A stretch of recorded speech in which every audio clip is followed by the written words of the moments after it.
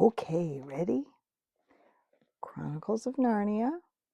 We're in book 1, which is The Magician's Nephew. See that? Okay. And we are in chapter 7, which I just lost my place. And that is What Happened at the Front Door. Can you see that? There we go. Now, remember that Diggory and Polly had brought back an unexpected companion who was not a nice person, the Empress Jadis of Charn. And she had arrived in Uncle Andrew's study and sent him down to get a cab so that she could conquer the world. And in those days, the cabs that were drawn by horses were called hansoms. So he has gone downstairs, and first he went to get dressed up. And he started thinking that, she was very attractive, and he had all these silly thoughts. And then he went to go borrow money from his sister because he didn't have any. And the Empress left the study and went downstairs to find out why he was taking so long. So this is where chapter 7 starts. "Now, slave, how long am I to wait for my chariot?" thundered the witch. Uncle Andrew cowered away from her. Now that she was really present, all the silly thoughts he had had while looking at himself in the glass were oozing out of him. But Aunt Letty at once got up from her knees and came over to the center of the room. "And who is this young person, Andrew, may I ask?" said Aunt Letty in icy tones. The distinguished visitor, very, very important person," he stammered. "Rubbish," said Aunt Letty, and turning to the witch, "Get out of my house this moment, you shameless hussy, or I'll send for the police." She thought the witch must be someone out of a circus, and she did not approve of bare arms. So, in those days, you only had bare shoulders and very fancy dinner parties, and never bare arms. That was like being naked. "What woman is this?" said Jadis. "Down on your knees, minion, before I blast you." "No strong language in this house, if you please, young woman," said Aunt Letty. Instantly, as it seemed to Uncle Andrew, the queen towered up to an even greater height. Fire flashed out of her eyes. She flung out her arms with the same gesture and same horrible sounding words that had lately turned the palace gates of Charn to dust. But nothing happened, except that Aunt Letty, thinking that those horrible words were meant to be in ordinary English, said, "I thought as much. The woman is drunk. Drunk! She can't even speak clearly." It must have been a terrible moment for the witch when she suddenly realized that her power of turning people into dust, which had been quite real in her own world, was not going to work in ours. But she did not lose her nerve even for a second. Without wasting a thought on her disappointment, she lunged forward, caught Aunt Letty round the neck and the knees, raised her high above her head as if she had been no heavier than a doll, and threw her across the room. While Aunt Letty was still hurtling through the air, the housemaid, who was having a beautifully exciting morning, put her head in at the door and said, "If you please, sir, the hansom's come." "Lead on, slave," said the witch to Uncle Andrew. He began muttering something about regrettable violence, really was protest, but at a single glance from Jadis, he became speechless. She drove him out of the room and out of the house, and Diggory came running down the stairs just in time to see the front door close after them. "Jiminy," he said, "she's loose in London and with Uncle Andrew. I wonder on earth is going to happen now." "Oh, Master Diggory," said the housemaid, who was really having a wonderful day. I think Miss Ketterly's hurt herself somehow. So they both rushed into the drawing room to find out what had happened. If Aunt Letty had fallen on bare hands, or even on the carpet, or bare boards, or even on the carpet, I suppose all her bones would have broken, but by great good luck she had fallen on the mattress. Aunt Letty was a tough old lady. Aunts often were in those days. After she had had some sal volatile and sat still for a few minutes, she said that there was nothing the matter with her except for a few bruises. Very soon she was taking charge of the situation. Sarah, she said to the housemaid, who had never had such a day before, go around to the police station at once and tell them there is a dangerous lunatic at large. I will take Mrs. Kirk's lunch up myself. Mrs. Kirk was, of course, Diggory's mother. When Mother's lunch had been seen to, Diggory and Aunt Letty had their own, and after that he did some hard thinking. The problem was how to get the witch back to her own world, or at any rate out of ours, as soon as possible. Whatever happened, she must not be allowed to go rampaging around the house. Mother must not see her. And, if possible, she must not be allowed to go rampaging around London either. Diggory had not been in the drawing room when she tried to blast Aunt Letty, but he had seen her blast the gates at Charn, so he knew her terrible powers and did not know that she had lost any of them by coming into our world. And he knew she meant to conquer our world. At the present moment, as far as he could see, she might be blasting Buckingham Palace or the Houses of Parliament. It was almost certain that quite a number of policemen had now been reduced to little heaps of dust, and there didn't seem to be anything he could do about that. But the rings seemed to work like magnets, thought Diggory. If I can only touch her and then slip on my yellow ring, we shall both go into the woods between the worlds. I wonder, will she go all faint again there? Was that something that place does to her, or was it only the shock of her being pulled out of her own world? But I suppose I'll have to risk that. And how am I to find the beast? I don't know. I don't suppose Aunt Letty would let me go out, not unless I said where I was going, and I haven't got more than a twopence. I'd need any amount of money for buses and trams if I went looking all over London. Anyway, I haven't the faintest idea where to look. I wonder if Uncle Andrew is still with her.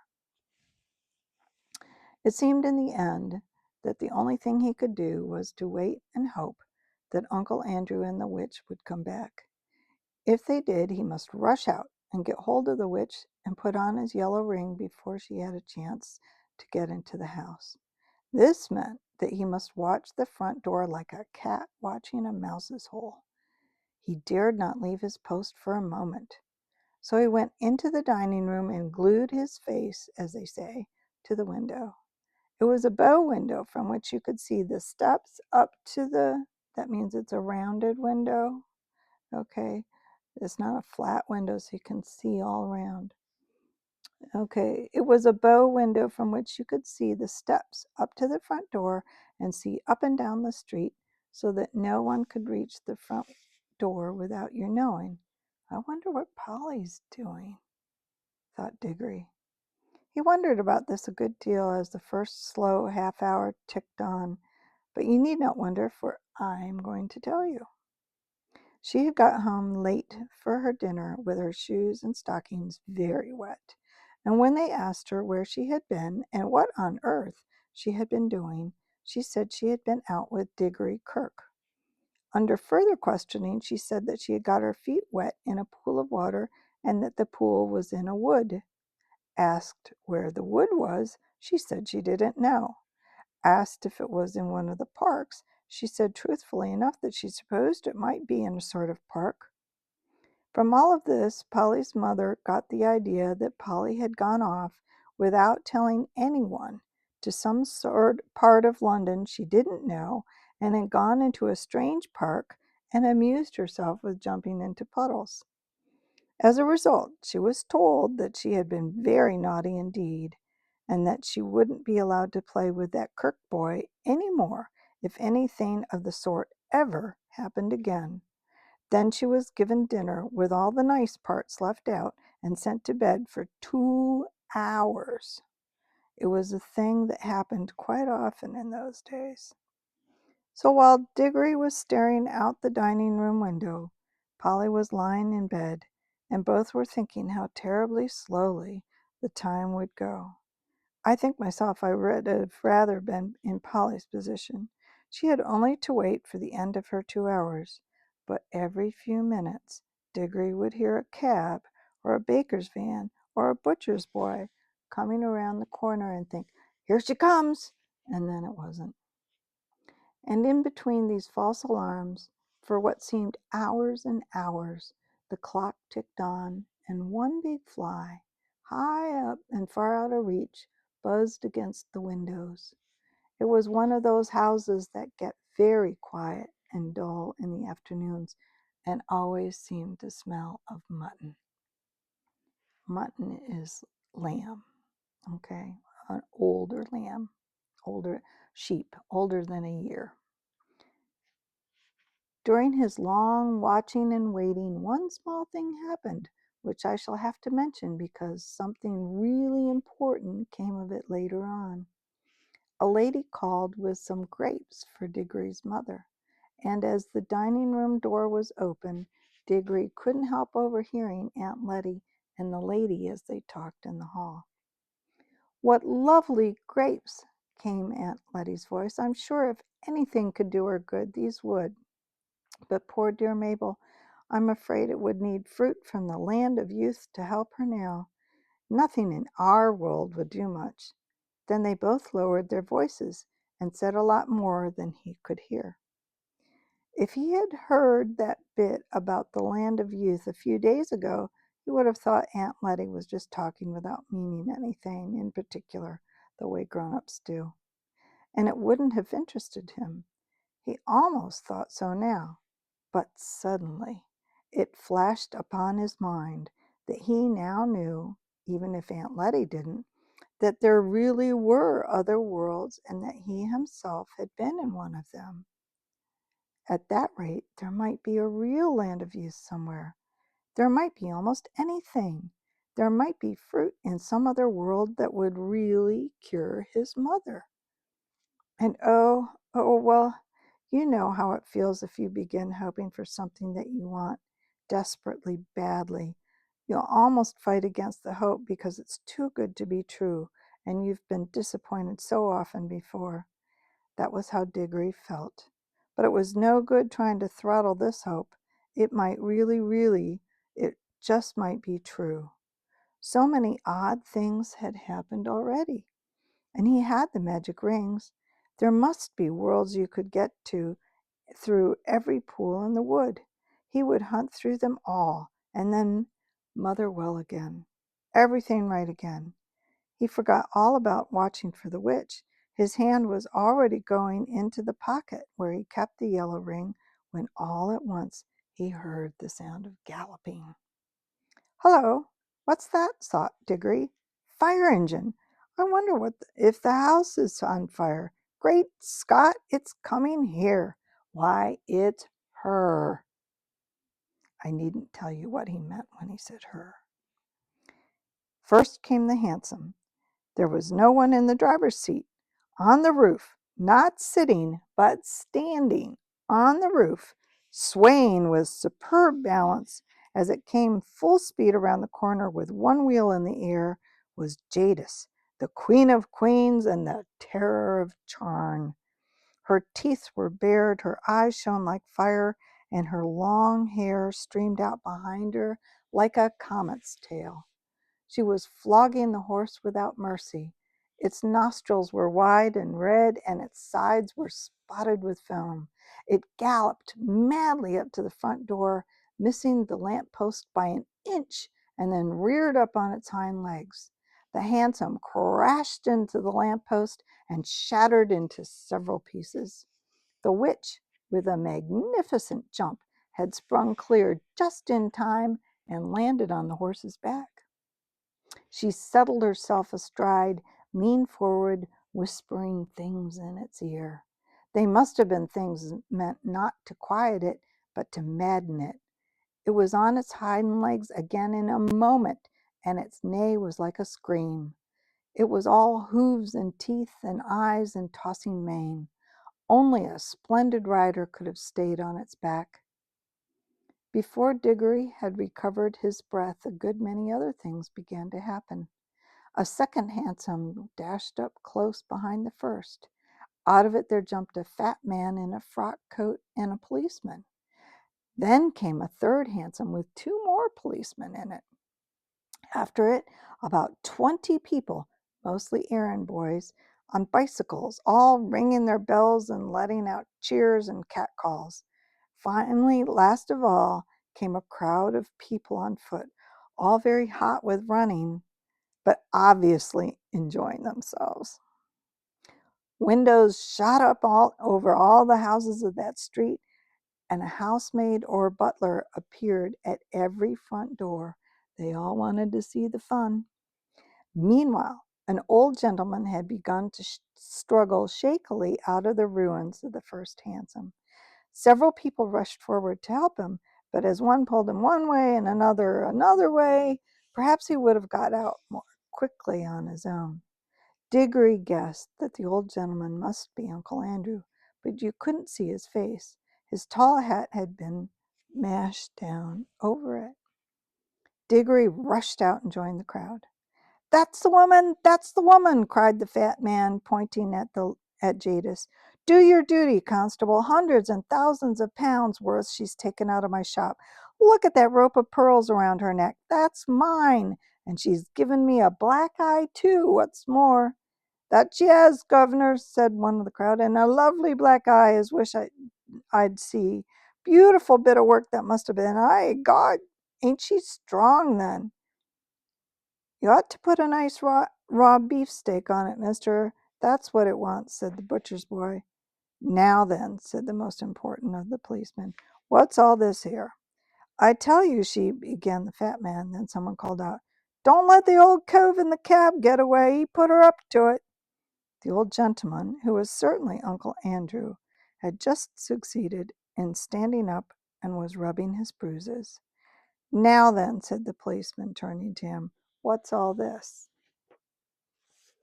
"Move, Tommy, show," came Uncle Andrew's voice from inside the hat.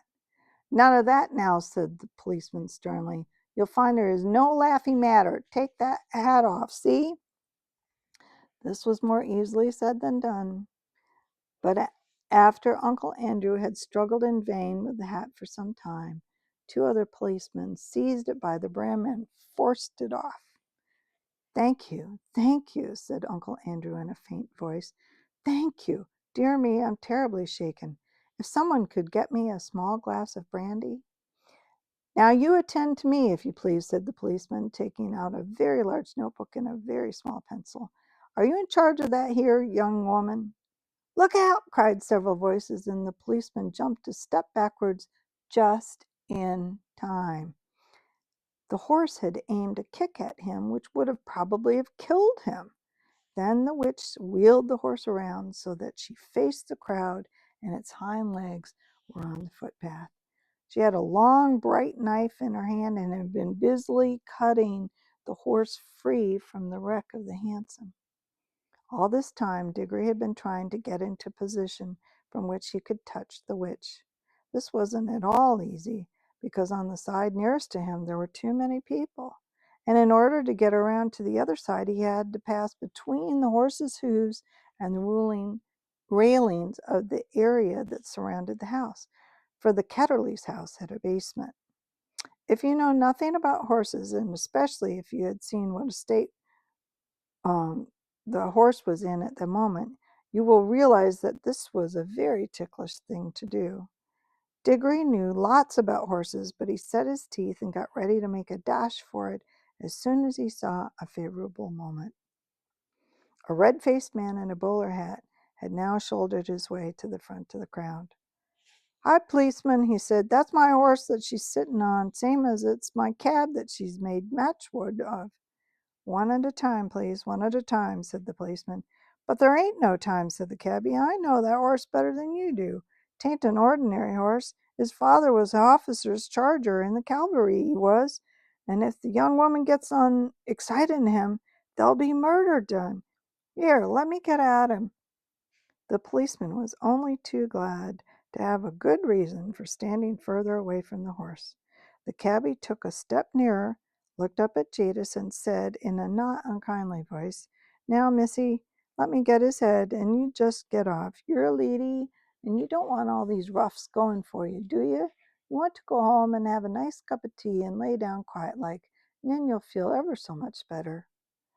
At the same time, he stretched out his hand towards the horse's head with the words, Steady, Strawberry, old boy, steady now. Then, for the first time, the witch spoke. Dog! Came her cold, clear voice, ringing loud above all the other noises. Dog! Unhand our royal charger! We are the Empress Jadis! So, until next time is chapter 8, The Fight at the Lamppost. Until then.